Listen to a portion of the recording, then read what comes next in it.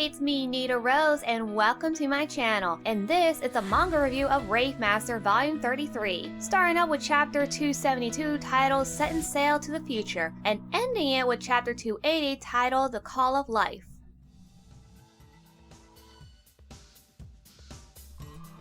The party is over, and in the morning, Shuda comes in and sees everybody drunk on the ground. But he noticed Plu is still drinking, but still sober. I guess alcohol doesn't affect creatures like him. Plu pours Shuda a drink as he's willing to keep him company. He talks about the time when he made a promise to Gale that he would protect Haru, even if it cost him his life. Haru was awake and heard everything he said. Haru was thinking about all the people he cared about and decided to walk out on his own. He ran towards the ship but sees Ellie standing there looking upset. She understood his feelings of not wanting to sacrifice anyone, but she's still willing to fight along with him. She even reminded him that she sacrificed 50 years of her life and said farewell to Sheba and the king. This made Haru realize that he couldn't do it alone, and so he grabbed Ellie's hand, pulled her along, and even proposed to her. This, of course, surprised Haru as he was flipping out to what he just said, but Ellie accepted it. The whole crew came along, boarded the ship, and headed into battle.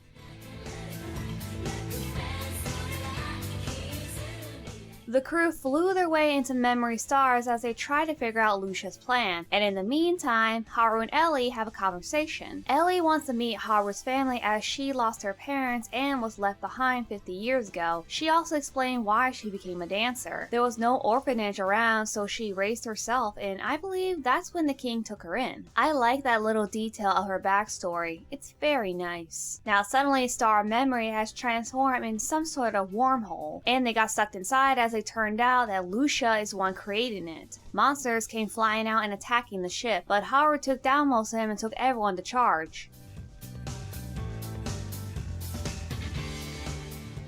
Haru and everyone are taking down the monsters to clear a path for their ship to go through, but they notice a fleet of ships coming towards them, and it turns out to be Yuma and the freedom fighters who came to help them out, along with everyone else they came across in the past. Haru's crew is glad for their support, but they are wondering how they know about the battle that they're fighting. Well, it turns out that Seahart in the past sent letters to them from 50 years ago. Haru and Ellie realize this and is grateful, and now they're all going to go defeat Lucia and the monster Endless. Haru and Lucia are ready to face each other, but Lucia has prepared the 4 demons to attack and send one of them on their own first and attacks the ship. He attacks Musica and throws them out of the ship. Haru, Shura, Julia, Let, and Belnika tries to take him out, but they can't get a swing at him. But instead, he takes them out, blows up half the ship, and captures Ellie.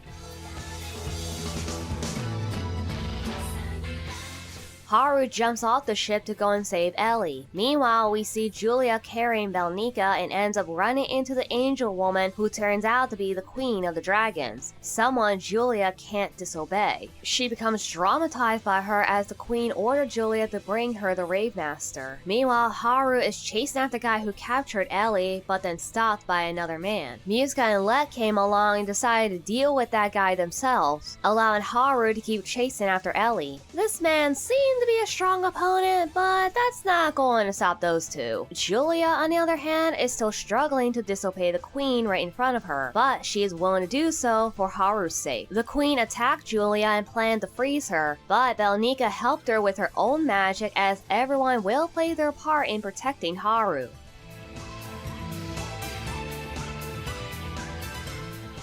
Back on the ship, Ruby wakes up and gets attacked by this little guy, and then we see the fight between Let and Musica against one of the demons. This battle seems intense, but that isn't going to stop them. Meanwhile, Julia and Belnika are dealing with the Queen of the Dragons, and with Belnika's help, Julia can defeat her. Belnika's magic can negate any type of spell. However, there is one attack that Belnika cannot negate, and that's the Wind of Despair, which is not a spell at all, but an embodiment of pure emotions. So in some ways, this attack is fueled with emotions of unrested souls, which will inflict pain on those that are invaded and bearing the sorrow of the dead. But Belnika caused it to perish with her own emotions of positivities, only to get beam-shotted by the queen once her guard is down. But despite her wounds, she grabbed onto the queen and is about to pose a self-destruct.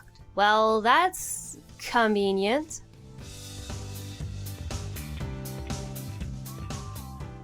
Julia tries to stop Belnika, but she's already made up her mind. Even Nabel came along and disguised himself into Haru to get her to stop, but even that doesn't work. So in her final moment, she caused the explosion that bring her enemies down with her. Belnika falls, but the angel woman doesn't. Yeah, I kinda saw this coming. After giving that emotional scenes of sacrifice, it really wasn't that big of a surprise that the enemy will survive. Julia attacks her out of rage, but she's getting beaten herself. Belnika is still alive, told Nabel to run while Julia is still fighting. But then Nabel remembered the forbidden spell that would change and consume the caster of their time. This reminds me of that time in Fairy Tail when old Tyr used that spell called Dark Ages to rewind time, but she had to give her own time in exchange. Well, something similar is about to happen to Nabel. He cast that spell, attacked the angel lady, and grew into a young man willing to sacrifice his own time.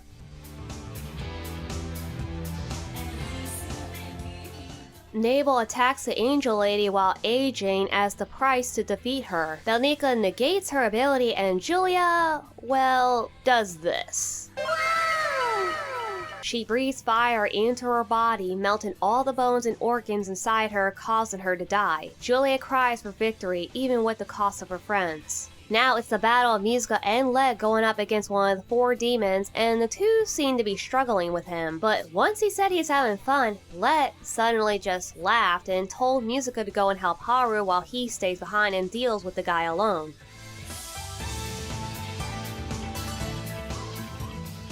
Let sees the nature of this guy as he's the type of person who enjoys battling and war as entertainment. He likes to challenge those who inspire him, and that human hearts are not what makes a warrior strong, but Let is about to prove him wrong. The two start their fight and the man realized that Let sacrificed his own life to prove his belief and took him down. But that man isn't done as he turned into a demon at the end of the volume. Thanks for watching, and if you like this, please hit that like button. And if you'd like to see more, you may subscribe to this channel and hit that notification button. And I'll see you all next time.